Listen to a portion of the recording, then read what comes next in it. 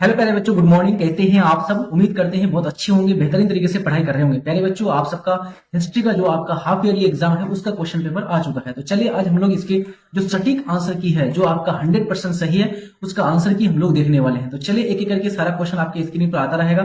जो क्वेश्चन आपको नहीं आता है याद कर लीजिएगा, मिला लीजिएगा, टोटल बताइएगा कि कितना आपका सही हुआ है। पहला क्वेश्चन है, किस भारतीय पुरातत्व का पिता कहा जाता है किसको? तो याद रखिएगा, अलेक्जेंडर कनिंघम साहब को भारतीय पुरातत्व का जनक माना जाता है। तो ऑप्शन नंबर डी हमारा सही हो जाएगा।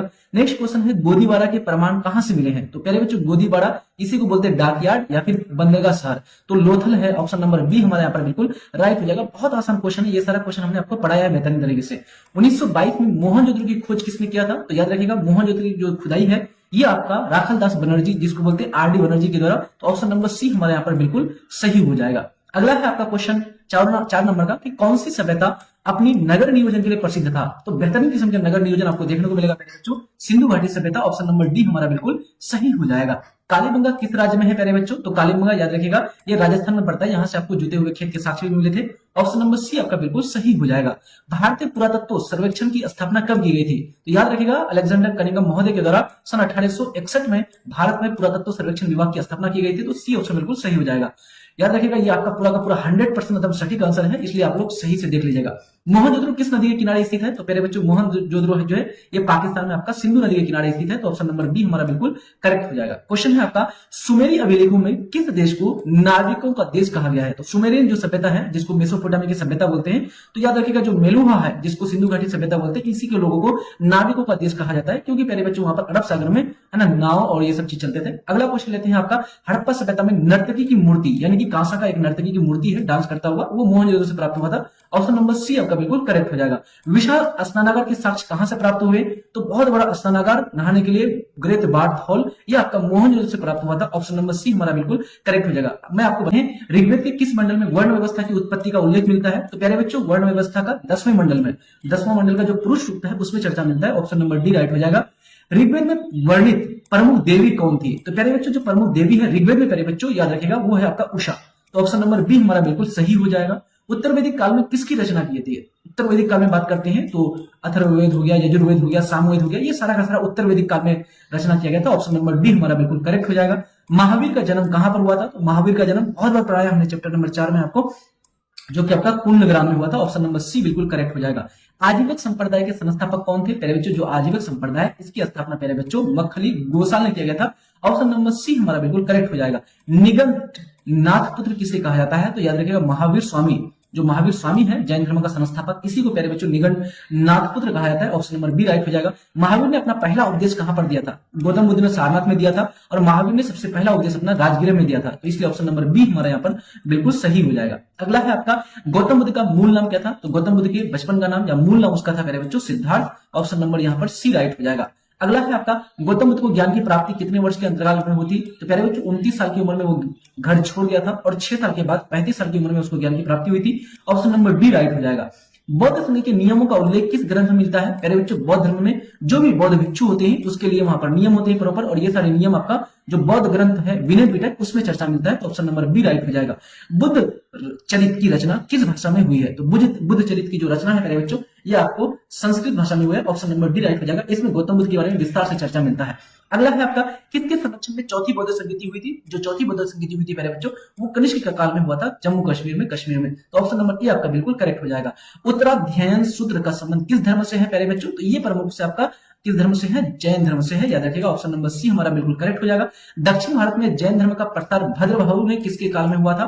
तो जो भद्रबाहु था प्यारे बच्चों, भद्रबाहु, ये दक्षिण भारत में जैन धर्म का अच्छा खासा क्या किया था? प्रचार प्रसार किया था चंद्रगुप्त मौर्य के समय। तो ऑप्शन नंबर बी राइट हो जाएगा। और चंद्रगुप्त मौर्य बाद में कर्नाटक चलाया था इसी के प्रभाव में आकर के। अगला है आपका, महाजनपदों का उदय कब हुआ था? तो महाजनपदों का जो उदय है प्यारे बच्चों, ये 6ठी शताब्दी ईसा पूर्व में हुआ था। ऑप्शन नंबर सी बिल्कुल राइट हो जाएगा। जो कि सबसे शक्तिशाली महाजनपद था आपका मगध साम्राज्य।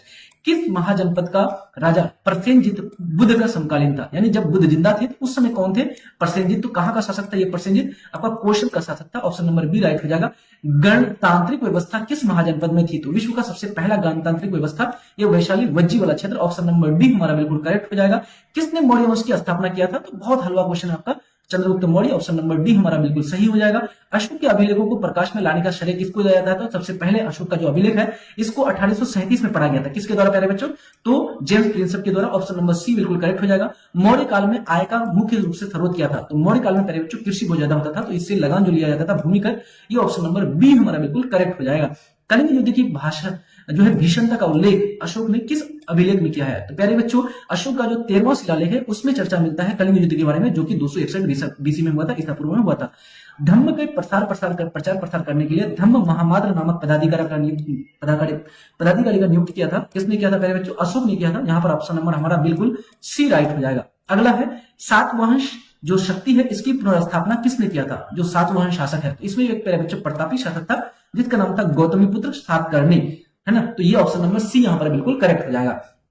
कालिदास कौन था? तो कालिदास प्यारे बच्चों एक कवि था और साथ साथ में एक नाटककार था जिन्होंने मालविकाग्नि मित्रम, अभिज्ञान शाकुंतलम जैसे नाटक लिखे हैं। ऑप्शन नंबर सी राइट हो जाएगा। किस शासक का काल गुप्त काल का चरमोत्कर्ष माना जाता है? तो याद रखिएगा जो चंद्रगुप्त द्वितीय प्यारे बच्चों इसके दरबार में 9 बड़े बड़े रत्न रहते थे, जैसे कि आपका आर्यभट्ट हो गया, वरामिहिर हो गया, भास्कराचार्य हो गया, सुश्रुत हो गया, कालिदास हो गया, बड़े बड़े विद्वान रहते थे, इसलिए चरमोत्कर्ष माना जाता है। बहुत ज्यादा विस्तार भी हुआ था, इसको विक्रमादित्य की उपाधि भी ये लिया था। ऑप्शन नंबर बी राइट हो जाएगा। किताबुल हिंद बहुत आसान क्वेश्चन है, बार बार हमने कराया आपको। अलबेरूनी यहाँ पर ऑप्शन नंबर सी हमारा बिल्कुल करेक्ट हो जाएगा।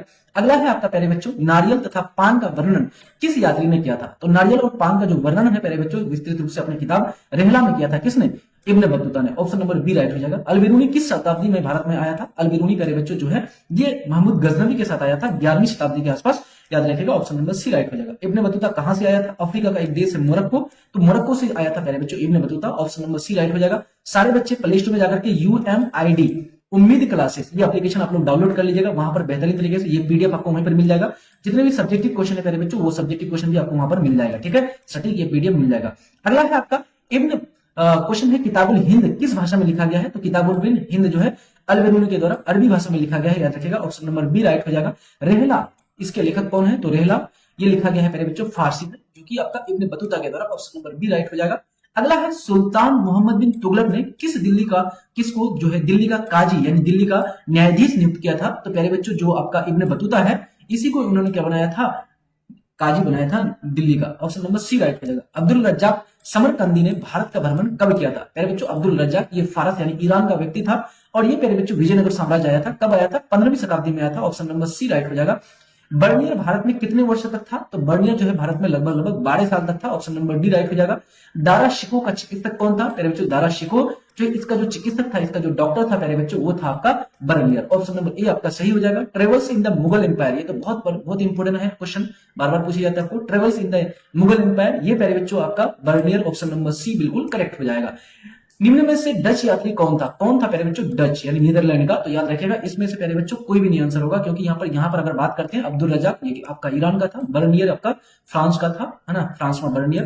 कैप्टन हॉकिंस ये इंग्लैंड का था, निकोलो पोट्टी ये इटली का था। तो इसमें से कोई भी आंसर नहीं है, ये क्वेश्चन आपका गलत दिया गया है, ठीक है। यहाँ पर आप लोग इस क्वेश्चन को छोड़ ही देना, टिक मत मारना, ठीक। अगला है आपका मुगल शहरों को शिविर नगर के रूप में किसने वर्णित किया था? कि शिविर नगर के रूप में, ठीक है। तो यहाँ पर आपका जो बर्नियर है इन्होंने घोषित किया था शिविर नगर के रूप में। ऑप्शन नंबर डी राइट हो जाएगा।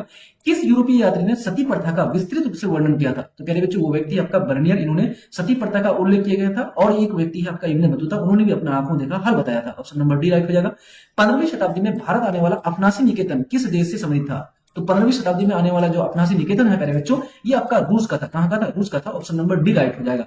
अगला है नैनार किस देवता की पूजा करते थे? जो नैनार लोग थे प्यारे बच्चों, नैनार एक आपका अलवार है, एक आपका अलवार है और एक आपका नैना है। अलवार लोग विष्णु की पूजा करते थे और नैना लोग आपका शिव की पूजा करते थे, भगवान शिव की पूजा करते थे। तो यहाँ पर ऑप्शन नंबर नैना का क्या हो जाएगा? भगवान शिव, आपका सी ऑप्शन बिल्कुल करेक्ट हो जाएगा। पुरी के जगन्नाथ मंदिर में किस देवता की पूजा की जाती है?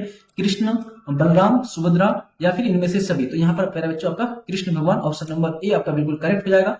12वीं शताब्दी, वन सेकंड प्यारे बच्चों, यहाँ पर हाँ पुरी के जगन्नाथ मंदिर, यहाँ पर कृष्ण नहीं होगा, यहाँ पर आपका है ना, यहाँ पर आपका सी बिल्कुल राइट हो जाएगा, सुभद्रा, है ना। और याद रखिएगा जो आपका प्यारे बच्चों वैष्णव धर्म है वो भगवान विष्णु की पूजा करते हैं। और यहाँ पर आपका यहाँ पर बात करते हैं जगन्नाथ की पुरी का, तो सी ऑप्शन सुभद्रा सही हो जाएगा। 12वीं शताब्दी में कर्नाटक में वीर शैव परंपरा, जो वीर शैव परंपरा है जिसमें भगवान शिव को सर्वोच्च ईश्वर माना जाता है, तो वो आपका ये आंदोलन चलाया गया था, नेतृत्व में आपका बसवन्ना ने किया था। ऑप्शन नंबर डी राइट हो जाएगा।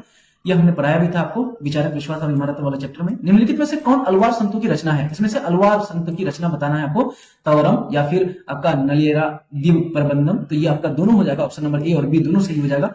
अलवार किस देवता की उपासना करते थे प्यारे बच्चों? तो अलवार लोग आपका भगवान विष्णु की पूजा करते थे, ऑप्शन नंबर बी आपका राइट हो जाएगा। निम्नलिखित में से कौन स्त्री जो है नैनार संत थी? आपको नैनार संत बताना है प्यारे बच्चों। इसमें से आपका जो है कराइकल अम्बियार जो है ये प्यारे बच्चों नैनार एक संत थी, ऑप्शन नंबर बी राइट हो जाएगा। अगला है आपका मीराबाई किस राज्य से संबंधित है? तो मीराबाई प्यारे बच्चों ये आपका राजस्थान से, कहां से? राजस्थान से, ऑप्शन नंबर सी आपका बिल्कुल करेक्ट हो जाएगा। निम्नलिखित में से कौन जो संत है जो अपने को विष्णु की प्रेयसी मान देती है ना, विष्णु की प्रेयसी? तो यहां पर आपका ऑप्शन नंबर अंडाल हो जाएगा, ये अपने को विष्णु की प्रेयसी मानती थी, है ना, तो ऑप्शन नंबर बी राइट हो जाएगा। अगला है तंत्रिका पूजा, है ना, तंत्रिका पूजा पद्धति में किसकी पूजा किया जाता है? तो याद रखिएगा तंत्रिका पूजा में ये आपका भगवान विष्णु की पूजा किया जाता है, ऑप्शन नंबर बी आपका बिल्कुल करेक्ट हो जाएगा, सही हो जाएगा। अगला है आपका क्वेश्चन नंबर 60, किस देश से आए हुए मुसलमानों को ताजिक कहा जाता है? तो याद रखिएगा ताजिक, तो ताज से आता है, ताजिक से ताजिकिस्तान, तो ताजिकिस्तान से आए हुए लोगों को ही बोलते हैं Tajik, option number C right हो जाएगा। शेख निजामुद्दीन औलिया का दरगाह कहां पर है? तो निजामुद्दीन औलिया का दरगाह प्यारे बच्चों आपको दिल्ली में देखने को मिलेगा, अजमेर में आपका ख्वाजा मोइनुद्दीन चिश्ती का दरगाह है, तो ऑप्शन नंबर डी राइट हो जाएगा। अगला है सूफी सिलसिला का शाब्दिक अर्थ क्या है? तो सूफी सिलसिला का जो शाब्दिक अर्थ होता है वो होता है प्यारे बच्चों जंजीर, यानी कि एक दूसरे से जकड़ करके जुड़ करके रखना, ऑप्शन नंबर ए राइट हो जाएगा। अगला है पद्मावत की रचना, प्यारे बच्चों पद्मावत की जो रचना है मलिक मोहम्मद जायसी के द्वारा किया गया है, ऑप्शन नंबर बी, ये आप लोग को हिंदी में भी पढ़े होंगे आप लोग। अगला है आपका आदि ग्रंथ साहिब का संकलन किसने किया था? तो आदि ग्रंथ साहिब जो है प्यारे बच्चों ये आपका सिख धर्म से संबंधित है, इसकी रचना गुरु अर्जुन देव के द्वारा किया गया था, ऑप्शन नंबर डी आपका बिल्कुल करेक्ट हो जाएगा। अगला है आपका कबीर से संबंधित दोहे किस पुस्तक में संकलित किए गए हैं? तो कबीर से संबंधित जो दोहे हैं प्यारे बच्चों वो आपको बीजक ग्रंथ में देखने को मिलेगा, ऑप्शन नंबर ए आपका बिल्कुल सही हो जाएगा। निम्न में से किसका संबंध चिश्ती सिलसिला से है? तो चिश्ती सिलसिला प्यारे बच्चों याद रखिएगा शेख निजामुद्दीन औलिया, आपका ऑप्शन नंबर यहाँ पर बी हो जाएगा। अगर यहाँ पर ख्वाजा मोइनुद्दीन चिश्ती रहता तो वो भी हो जाता, ठीक, यहाँ पर बी ऑप्शन बिल्कुल करेक्ट हो जाएगा। अगला है शेख मोइनुद्दीन चिश्ती की जीवनी मुनिस अल अरवाह, बहुत सारा यहाँ पर क्वेश्चन किताब से दिया गया है इसलिए आप लोग अच्छे से पढ़िएगा, ठीक है। मुनिस अल अरवाह ये किसके द्वारा लिखा गया है? तो प्यारे बच्चों ये जहां आरा के द्वारा लिखा गया, ऑप्शन नंबर डी राइट हो जाएगा। विजयनगर साम्राज्य की स्थापना प्यारे बच्चों हरिहर और बुक्का ने किया था, 1336 में किया था संगम वंश का स्थापना, है ना, विजयनगर साम्राज्य, तो डी ऑप्शन राइट हो जाएगा। अगला है वीरेंद्रेश्वर मंदिर कहां पर है? तो ये वीरेंद्रेश्वर मंदिर आपका तमिलनाडु का रामेश्वरम में देखने को मिलेगा, ऑप्शन नंबर डी आपका बिल्कुल सही हो जाएगा। विजयनगर साम्राज्य का पहला राजवंश कौन सा था? तो सबसे पहला जो था वो था संगम, फिर आपका संगम वंश, सलव वंश, तुलु वंश और फिर आपका अराविड वंश, ठीक है, तो ऑप्शन नंबर ए यहाँ पर आपका बिल्कुल सही हो जाएगा। अगला है किस शासक ने विजयनगर के समीप जो है नगरपुरम नामक उपनगर की स्थापना किया गया था प्यारे बच्चों? तो यहाँ पर विजयनगर के समीप निकट आपका नगरपुरम ये बनाया था आपका कृष्णदेव राय ने। इन्होंने किताब लिखा था आमुक्तमाल्यद जो कि तमिल भाषा में था, ठीक। तालीकोटा का लड़ाई कब हुआ था? तो तालीकोटा का जो लड़ाई है प्यारे बच्चों ये 1565 में हुआ था तालीकोटा का लड़ाई, ऑप्शन नंबर डी राइट हो जाएगा। कृष्णदेव राय ने आमुक्तमाल्यद किस भाषा में लिखा था? ये क्वेश्चन आपका आ गया है यहाँ पर, तो तमिल भाषा, ऑप्शन नंबर बी राइट हो जाएगा। किसने 16वीं शताब्दी में विजयनगर का भ्रमण किया था? तो विजयनगर आने वाला आपका बात करते हैं तो दुआर्ते बारबोस, डोमिंगो पायस, है ना, फर्नाओ नुनीज, ये सब के सब आए थे, ठीक है, ऑप्शन नंबर डी हमारा बिल्कुल करेक्ट हो जाएगा। अगला है कृष्णदेव राय किस राजवंश से संबंधित है? तो प्यारे बच्चों यहाँ पर देख सकते हैं ये सारा क्वेश्चन थोड़ा अच्छा खासा टफ है, इधर का क्वेश्चन, ठीक है, स्टार्टिंग में आपका आसान था, तो आप सबको ईमानदारी से पढ़ने की जरूरत है और पढ़ेंगे इसके लिए। महानवमी डिब्बा क्या है प्यारे बच्चों? महानवमी जो डिब्बा है ये आपका विशाल का मंच के लिए प्रयोग करते हैं ये शब्द, ऑप्शन नंबर सी राइट हो जाएगा। विजयनगर की मातृ देवी कौन थी? तो विजयनगर की मातृ देवी के रूप में प्यारे बच्चों किसको माना जाता है? तो याद रखिएगा पंपा देवी को, तो ऑप्शन नंबर यहाँ पर ए आपका बिल्कुल करेक्ट हो जाएगा। विजयनगर के कुदरई है ना, कुदरई चट्टी कौन थी? तो ये आपका घोड़ों के व्यापारी थे, है ना, क्या थे? घोड़ों के व्यापारी थे, ऑप्शन नंबर ए राइट हो जाएगा। गोपुरम क्या था? तो गोपुरम प्यारे बच्चे प्रमुख रूप से मंदिरों के प्रवेश द्वार के लिए उपयोग किया जाते हैं, gopuram, option number B right हो जाएगा। विजयनगर किस वस्तु के लिए प्रसिद्ध था? तो विजयनगर मसाला के लिए, वस्त्र के लिए, बहुमूल्य रत्न, तो यहाँ पर आपका ज्यादातर ये प्रसिद्ध था बहुमूल्य रत्न के लिए, ठीक है, ऑप्शन नंबर डी राइट हो जाएगा। इस प्रकार से प्यारे बच्चों ये सारे क्वेश्चन हमने आपको करा दिए हैं, आप लोग मिला लीजिएगा, बताइएगा आप लोग 80 में से कितने क्वेश्चन आपके सही हुए, और जो बच्चे क्वेश्चन नहीं, जो बच्चे